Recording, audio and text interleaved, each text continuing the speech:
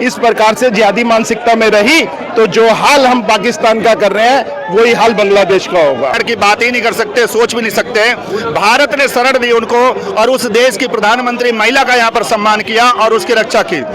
तो इन बांग्लादेशियों को ट्रक के अंदर भर के ना और इनको वहाँ पर छोड़ देना चाहिए।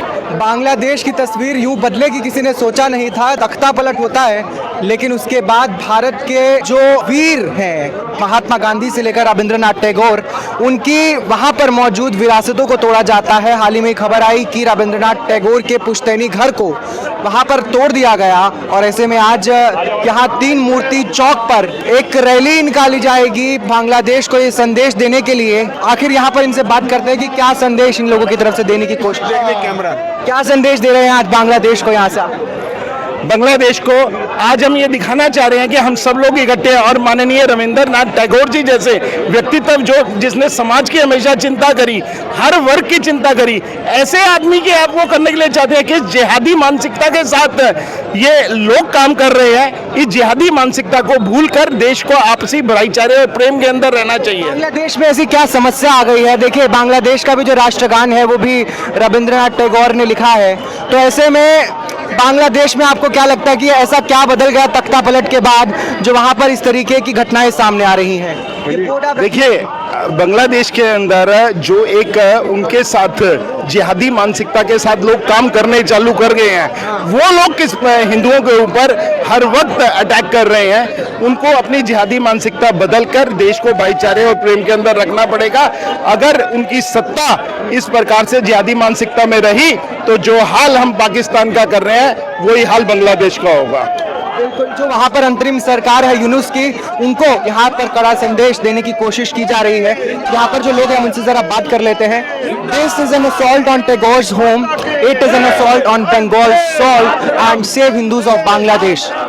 क्या संदेश है आप लोगों का आज इस रैली के जरिए? देखिए जिस तरह से बांग्लादेश में जानबूझ करके सनातनियों के साथ और हमारे तमाम उन पूर्वजों के साथ जिन्होंने इस देश की अखंडता और एकता के लिए तमाम त्याग किया, उनके अगेंस्ट इस तरह से करना, उनकी यादगारों को खत्म करना, ये मुझे लग रहा है वहाँ के लिए एक संदेश। और भारत ने अगर ठान लिया और भारत की युवाओं और महिलाओं ने ठान लिया तो बांग्लादेश का ढूंढे स्थान नहीं मिलेगा।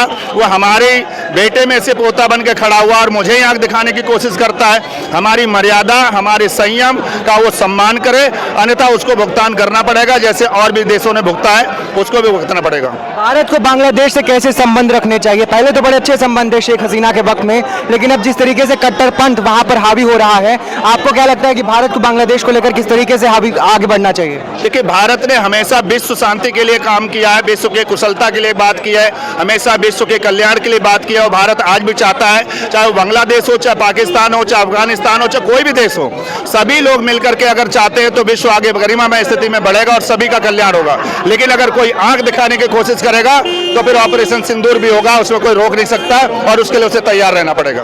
देखिए ये ऑपरेशन सिंदूर का जब जिक्र आता है तो उन देशों का जिक्र आता है जो आतंकवाद का समर्थन करते हैं। अब जो MEA ने प्रेस कॉन्फ्रेंस की थी उसमें कहा कि जिन लोगों ने तोड़ा है उनका घर वो आतंकी है, और जब आतंकी शब्द का जिक्र हो जाता है तो यानी कि भारत को अब ये सोचना शुरू कर देना चाहिए कि पाकिस्तान अगर आतंकी मुल्क है तो क्योंकि बांग्लादेश उसी राह पर चल पड़ा है तो बांग्लादेश भी एक आतंकी मुल्क बनता हुआ नजर आ रहा है।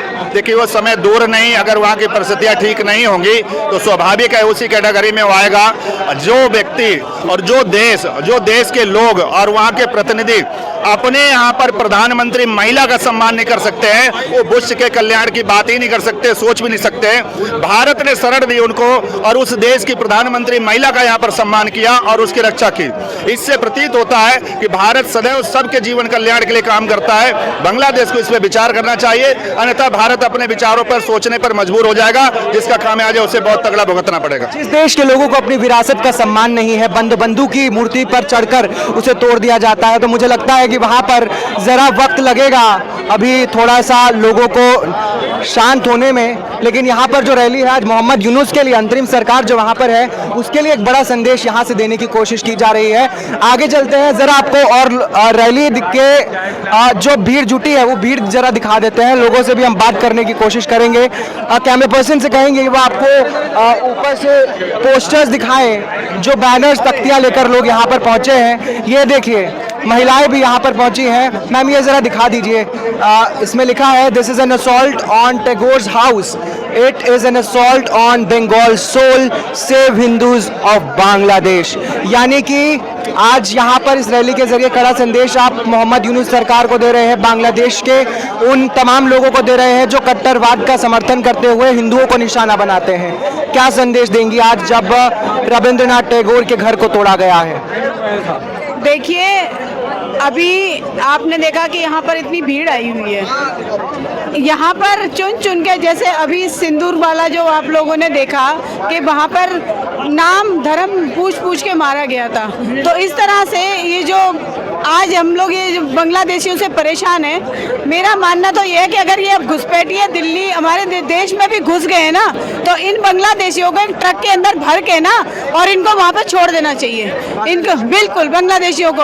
और इनको किसने अधिकार दे दिया कि अगर कोई बांग्लादेश में रहेगा कोई हिंदू तो उस पर अत्याचार करेंगे? क्या हिंदुस्तान में लोग नहीं रहते हैं? हिंदुस्तान में हर धर्म का व्यक्ति रहता है, वो यहाँ पर सेफ है, लेकिन हमारे लोग वहाँ पर सेफ क्यों नहीं है?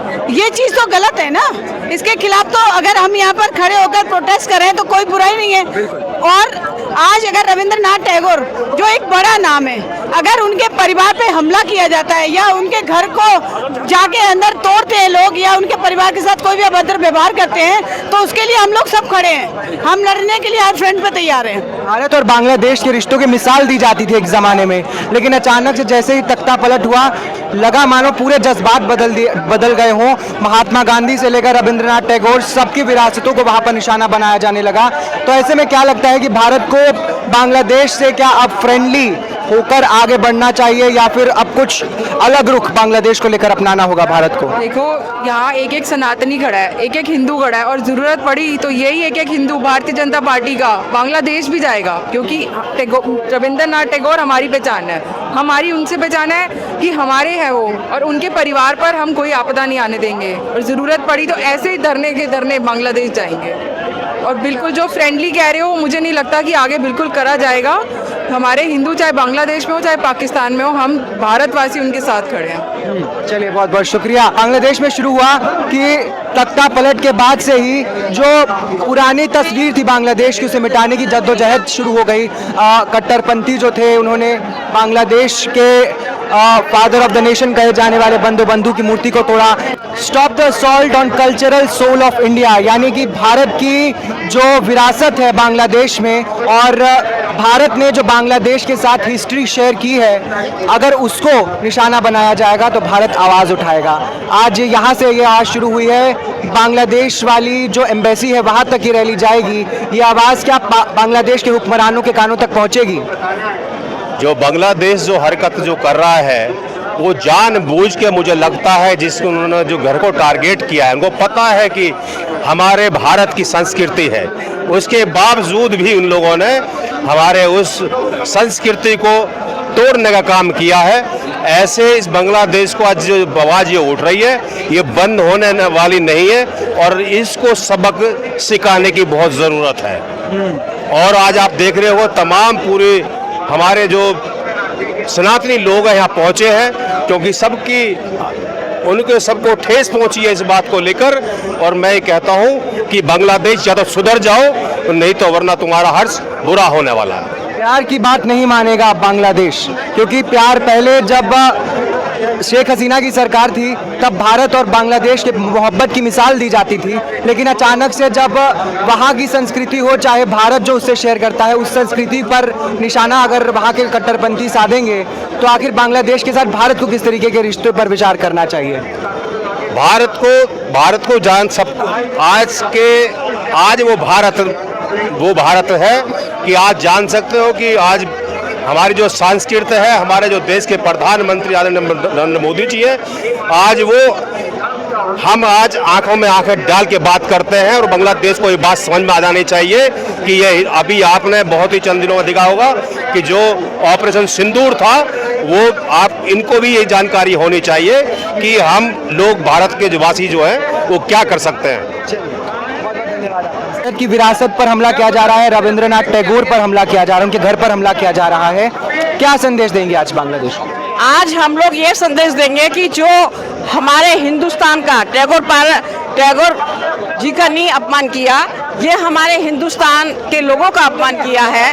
और अगर आगे भविष्य में अगर ऐसा होता है तो हमारे देश के प्रधानमंत्री किसी भी कीमत पे बांग्लादेश के लोगों को नहीं सहेंगे। और पूरा हिंदुस्तान पूरा एक है। जो टैगोर जी, रविंद्रनाथ टैगोर जी के जो घर पे जो अटैक किया है उसका बदला हमारे प्रधानमंत्री के साथ पूरा हिंदुस्तान के हर आदमी बदला लेगा। भारत की विरासत पर अगर चोट की जाएगी तो भारत नहीं सहेगा। बहुत शुक्रिया। ये बताइएगा कि पाकिस्तान पर पहले भारत ने स्ट्राइक कर दी और अब क्या लगता है अब बांग्लादेश को भी, बांग्लादेश में भी ऐसा होना चाहिए जैसे पाकिस्तान में करे ना, जैसे वो बहुत बोलता था, वो बढ़ चढ़ के हल्ला मचाता था, परमाणु बम ये कर देंगे वो कर देंगे, लेकिन अब बांग्लादेश में होगा वो हमेशा चुप हो जाएगा। अब वो चुप हो जाएगा। अब एक बार उसको भी ऐसा हमला होना चाहिए जैसे एयर स्ट्राइक और भी जो हमले हुए हैं परमाणु बम से, जो बोलते हैं बांग्लादेश, हमारे लोगों पे अत्याचार हो रहा है, वहाँ पर मंदिर तोड़े जा रहे हैं और लोगों को बाहर निकाला जा रहा है, बहन और माताओं को बलात्कार किया जा रहा है। उनके साथ भी ऐसा सलूक होना चाहिए जैसे पाकिस्तान के ऊपर एयर स्ट्राइक करी थी हमारे हिंदुस्तान फौजियों ने, और हमारे पीएम ने बहुत ही साहसपूर्ण ये कार्य किया है इस पे एयर स्ट्राइक पे। चलिए शुक्रिया। चलिए, पाकिस्तान के बाद अब ये बांग्लादेश खैर मनाए। अगर भारत की विरासत पर हमला करेगा बांग्लादेश तो यहाँ से एम्बेसी तक तो आवाज जाएगी, लेकिन पाकिस्तान के बांग्लादेश के हुक्मरानों को भी ये समझना होगा कि खबरदार, भारत ऑपरेशन सिंदूर कर सकता है। आपको अब देखना होगा कि आप भारत विरोधी कोई कार्य में लिप्त ना हो। देखिए, भारत विरोधी जब भी कोई भी गतिविधि हुई है उसका भारत ने मुंह तोड़ जवाब दिया है। इसका कई एग्जाम्पल हैं, पुलवामा है, ऑपरेशन सिंदूर है। तो जब जब भारत की असीमता पर किसी ने वार किया है तो हम उसके पीछे हटने वाला नहीं है और हम मुंह तोड़ जवाब देने वाले हैं।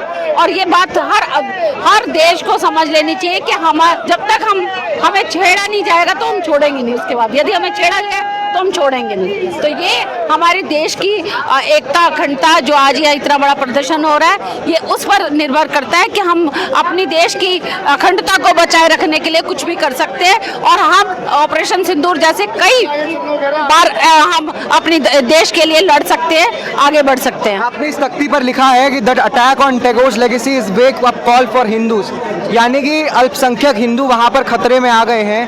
तो अगर टैगोर की लेगेसी को, उनकी विरासत को वहाँ पर हमला किया जाएगा, छेड़ा जाएगा तो उसे बर्दाश्त नहीं रहेगा। वो प्रत्येक हिंदुओं को वो वहाँ के बर्दाश्त नहीं होगा, क्योंकि वहाँ पर बहुत कम संख्या में हिंदू रह गए हैं। और टैगोर हमारे लिए इतना बड़ा नाम है कि हम वहाँ की जो हमारी संस्कृति के साथ जुड़ा हुआ है, वो हमारी विरासत के रूप में है। तो वहाँ रहने वाला हर हिंदू हमारे लिए प्रिय है, बहुत अजीज है। हम उसके लिए लड़ सकते हैं, हम उसके लिए आगे भी काम कर सकते हैं। चलिए ठीक है। भारतीय विरासत है बांग्लादेश की। रविन्द्रनाथ टैगोर जी का जो अपमान किया उनका, उसका बदला भारत लेके रहेगा और उस कड़ाई टक्कर देंगे। बहुत बढ़िया, बिल्कुल। चलिए, यहाँ पर जो आक्रोश है वो ज़्यादा है और हिम्मत की कमी किसी में नहीं है, जोश और जज्बा तो है ही नहीं। आक्रोश हमारा ऐसे ही रहेगा। आप लो ना, बताइए। रविंद्रनाथ टैगोर जी जिन्होंने दो राष्ट्रगान लिखे, एक बांग्लादेश के लिए, एक भारत के लिए, उनकी पैतृक भूमि, उनका पैतृक निवास जो आज वहाँ का संग्रहालय भी बना हुआ है, जिस प्रकार से वहाँ एक छोटी सी पार्किंग को लेकर के उपद्रव शुरू हुआ और हिंसा में उनके घर तक जो संग्रहालय है उसमें पूरे दरवाजे तोड़ दिए गए, उसकी खिड़कियां तोड़ दी गई, उसके शीशे तोड़ दिए गए और उनकी विजिटर्स तक को छोड़ा नहीं, तोड़ फोड़ विजिटर्स तक को नहीं छोड़ा गया। जिस प्रकार से जितनी उन्होंने तोड़ फोड़ की है वो एक बहुत बड़ी ये घटना है जिसके लिए भारत चुप नहीं बैठेगा। और मैं समझता हूँ विश्व समुदाय को भी इसके लिए कुछ दखल देना चाहिए। इस प्रकार की घटना बांग्लादेश को भी ये समझना चाहिए कि बांग्लादेश और पाकिस्तान दोनों ही भारत से जन्मे हैं, दोनों ही भारत से जन्मे हैं। और जब देश आज़ाद हुआ तो एक पूर्वी पाकिस्तान बना जो आज का बांग्लादेश है, एक पश्चिमी पाकिस्तान बना। 1971 की वॉर में हमारी आर्मी लड़ते हुए लाहौर तक पहुंच गई। लाहौर तक पहुंच गई। 92,000 युद्धबंदी पाकिस्तान के हमने उनको युद्धबंदी बनाया और हमारे उस समय की तत्कालीन कांग्रेस की सरकार, जिसकी प्रधानमंत्री इंदिरा गांधी जी थी, जिसको कांग्रेसी लोग कहते हैं आयरन लेडी, मैं तो नहीं मानता उनको आयरन लेडी। आप अपने 56 सैनिकों को नहीं छोड़ा पाए और अनकंडीशनल उनके अपने 92,000 युद्धबंदी छोड़ दिए। आप पीओके छोड़ा सकते थे, आपने छोड़ाया नहीं। तो किस प्रकार की कांग्रेस का 60 साल का शासन रहा है। और मैं तो ये कह सकता हूँ कि कांग्रेस न होती तो देश का बंटवारा न होता, कांग्रेस न होती तो पीओके न होता, कांग्रेस न होती तो धारा 370-35 से न लगती, कांग्रेस न होती तो अक्साई चीन न होता, कांग्रेस न होती तो 1975-76 में जो इमरजेंसी लगी और लोगों को जबरन जेलों में ठूसा गया वो ना होता, कांग्रेस न होती तो सिख दंगे न होते, हजारों सिखों का कत्लेआम हुआ, उनकी संपत्ति लूट ली गई, उनके साथ मारकाट हुई, वो ना होता। और कांग्रेस न होती तो 89-90 में जो कश्मीरी हिंदुओं का पलायन हुआ वो ना होता। और कांग्रेस की तत्कालीन सरकार मूक दर्शक बनकर के बैठ करके देखती रही और उसने उस पर कोई एक्शन लेना नहीं चाहता।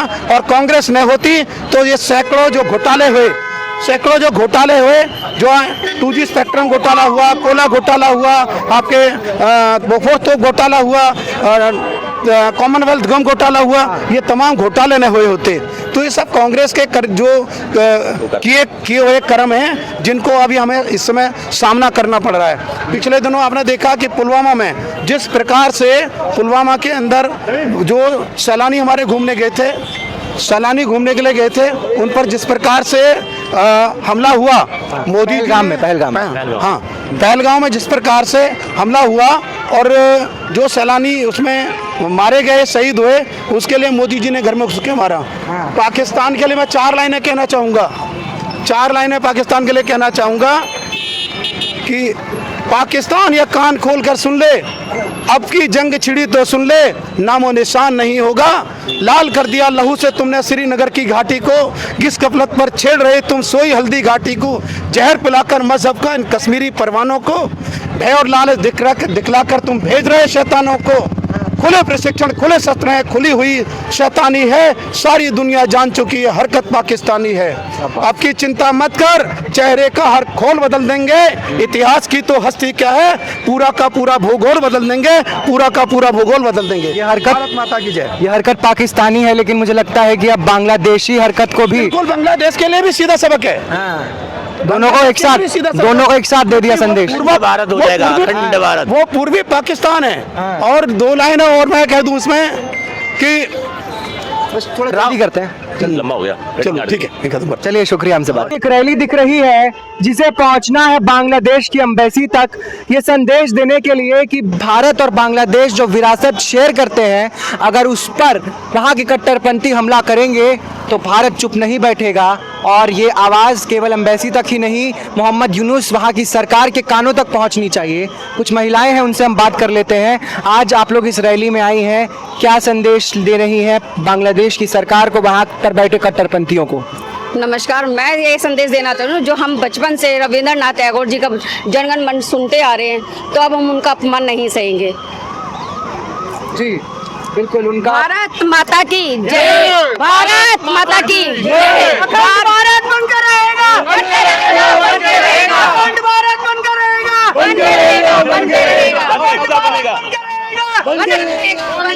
होश में आओ, बांग्लादेश, होश में आओ, होश में तुमको आना होगा, बांग्लादेश होश में आओ,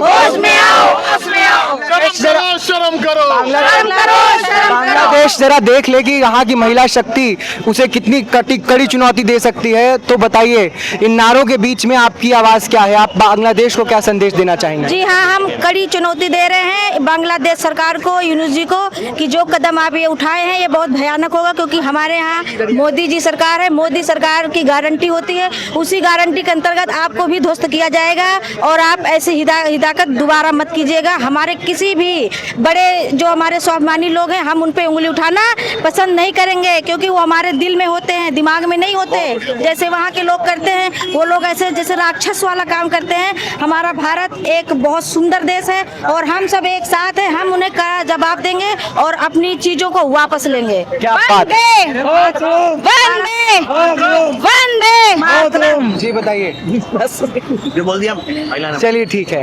यहाँ से कड़ा संदेश दिया जा रहा है, एम्बेसी तक ये रैली पहुंचेगी, लेकिन क्या वहाँ की सरकार जो नई बनी है वहाँ पर उससे अब सोचने की जरूरत है कि भारत अगर उसका चीन की तरफ भारत के मुकाबले ज्यादा झुकाव होगा तो अंजाम अच्छा नहीं होगा। क्योंकि बांग्लादेश को यही एक अवगत कराना चाहेंगे कि जिस देश को हमने बनाया 1971 के अंदर, जिस भारत ने उनको एक इज्जत दी, उस इज्जत के नाते उसको कहीं ना कहीं मानवीय आधार के ऊपर हमारे भारत को एक अच्छा मैसेज जाएगा, उसके लिए अच्छा रहेगा। अदरवाइज अगर मान लो वो हमारे देश पे हमारे जो धरोहर है उसको दिक्कत पहुंचाएगा तो कहीं ना कहीं उसको एक कड़ा मैसेज दिया जाएगा और उसके लिए बहुत हानिकारक होगा।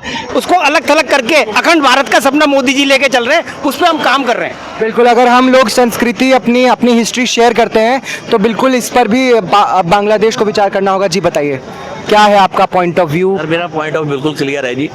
ऐसे ममता बनर्जी तो है, वो कुछ नहीं कर सकती जो नरेंद्र मोदी जी कर सकते हैं। हाँ। ममता बनर्जी जब हटेंगी, हाँ। जो ऊपर का एरिया है ना, ये चिकन नेक जुनूस बोलते हैं। हाँ। जिस दिन नरेंद्र मोदी और बीजेपी की सरकार आ जाएगी, ऊपर का एरिया बराबर देंगे, चिकन नेक रहेगी नहीं। अखंड भारत का सपना नरेंद्र मोदी का पूरा होगा। बांग्लादेश भी हिंदुस्तान के अंदर ही हो जाएगा। क्योंकि अभी जब भी बात करते हैं, चाइना से बात करते हैं, यूनुस जी कहते हैं कि चिकन नेक, अब चिकन नेक रहेगी नहीं। एक बार बीजेपी की सरकार है, चिकन नेक रहेगी नहीं। और हिंदुस्तान में जो है, जो 7 सिस्टर का एरिया है बड़ा हो जाएगा, तो कोई प्रॉब्लम नहीं होगी। आनी चाहिए बीजेपी की सरकार। अगर बीजेपी की सरकार, चीन भी है क्या इस आप जिस अखंड भारत का जिक्र कर रहे हैं, चीन भी क्या इसका हिस्सा है? क्योंकि हम देख रहे हैं हाल ही के दिनों में बांग्लादेश जैसे जो देश है उनका चीन की तरफ काफी झुकाव हो रहा है। होता रहे, हिंदुस्तान के सामने चीन भी झुकेगा। बिना हिंदुस्तान के चीन नहीं चल सकता, क्योंकि 140 करोड़ की आबादी हिंदुस्तान की है और 60% जो बिजनेस है, ट्रेड जो है हिंदुस्तान से चाइना करता है। अगर हिंदुस्तान जो है चाइना का माल लेना बंद कर देगा तो क्या होगा? चाइना का खुद का सत्यानाश होगा। भारत कर नहीं पा रहा है ना, बहुत बार अगर बॉयकॉट चाइना का 5 साल 10 साल हो रहेंगे ना, सेल्फ डिपेंडेंट हो जाएंगे। हर चीज यहाँ पर बनने लगेगी, किसी के देश की जरूरत नहीं रहेगी, किसी के देश से सामान की जरूरत नहीं रहेगी। आज जो है उन्होंने मेक इन इंडिया कर दिया है, सब सारा डेवलपमेंट अगर कर देंगे तो आत्मनिर्भर हिंदुस्तान हो जाएगा। आत्मनिर्भर हिंदुस्तान हो जाएगा तो किसी हो गया। रविंद्रनाथ टैगोर के पुश्तैनी घर पर हमला होता है बांग्लादेश में, जहां बांग्लादेश असमर्थ रह जाता है अपने बंधु का सम्मान करने में। ऐसे में जब ऐसे हमले होते हैं, क्या संदेश आप बांग्लादेश की सरकार को देना चाहेंगे? देखिए, बांग्लादेश के लिए तो ये नया नहीं है। हाँ। हमेशा हिंदुओं के ऊपर, हाँ, हिंदुओं का एक संपत्ति के ऊपर अटैक शुरू से चले आ रहे हैं। हाँ। लेकिन पिछले साल से आपने देखा होगा, ढाका में रविंद्रनाथ टैगोर के मूर्ति को हटाया था, तोड़ा गया था। और इदानी 11 तारीख को रविंद्रनाथ टैगोर के घर पे, पुश्तैनी घर, जहाँ पर वो लिखते थे उनका पैतृक घर को ऐसे उनके ऊपर अटैक किया और वहाँ के रहने वाले सारे लोगों के ऊपर अटैक किया।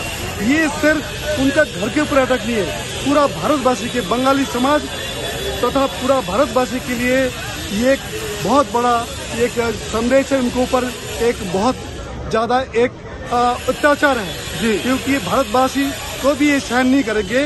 क्योंकि रविंद्रनाथ ठाकुर सिर्फ भारत के, बांग्लादेश या भारत के लिए नहीं थे, पूरा विश्व के गुरु रविंद्रनाथ ठाकुर थे, कवि थे, गीतकार थे, संगीतकार थे और देश के आज़ादी की लड़ाई में भी रविंद्रनाथ का बहुत स्वान भूमिका था। ये रविंद्रनाथ ठाकुर।